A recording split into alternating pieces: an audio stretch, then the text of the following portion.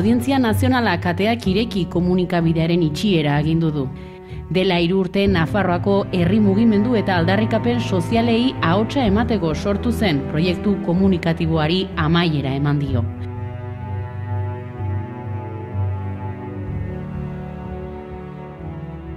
Ateak ireki herri komunikabide bat zen, mugimendu ezkertiarren borroka sozial eta politikoen bozgorailu. Nafarroako aldaketa politiko eta sozial aldatzeko alde lan egin duten kolektibo, eragile, alderdi politiko eta sindikatuei ahotsa ematea eta sare sozialetan zabaltzea izan da ateak irekiren jarduna. Ateak ireki greba orokorren jarraipena egin zuen. Gehiegikeria poliziala eta espetxetan ematen diren giza eskubideen urraketen berri eman zuen. Hedabide handietan baztertuak diren horiek entzun eta 4 haizetara zabaltzen zituen haien mezuak.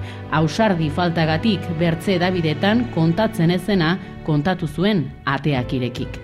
Behetik baina gauzak aldatzeko helburuarekin egunero borrokan dauden horiekin. Albistean on, ateak ireki, han, zuzenean kontatzeko prest. Horregatik komunikabide deserosoa izan da, boteretsuen interesetara ez delako sekula makurtu, burujabea izan delako eta herri mugimenduen erranetara aritu delako beti.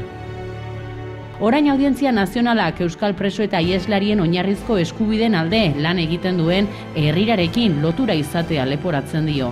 Hori frogatzeko ez dute inolako frogarik aurkeztu.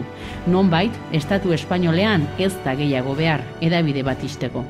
Nahikoa da Polizia Nazionalak hala eskatzea, Audientzia Nazionalak hala agintzeko. Adibideak soberan. Egin, Euskaldunon egunkaria, ardibeltza, apurtu, eta orain, ateak ireki. Onartezina da eraso hau, lotsagarria da balizko estatu demokratiko batean frogarik aurkeztu gabe hedabide bat itxitzea.